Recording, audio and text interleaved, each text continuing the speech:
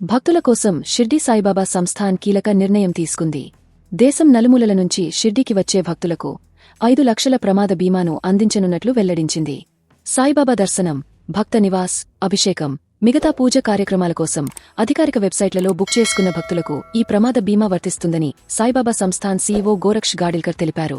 ఆన్లైన్లలో book చేసుకున్న మరుక్షణమే భక్తులకు 5 లక్షల ప్రమాద బీమా వర్తిస్తుందన్నారు.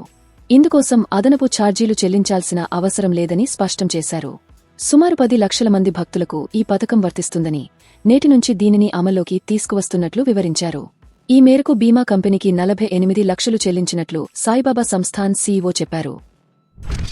భక్తుల కోసం షిర్డీ సాయిబాబా సంస్థాన్ కీలక నిర్ణయం తీసుకుంది.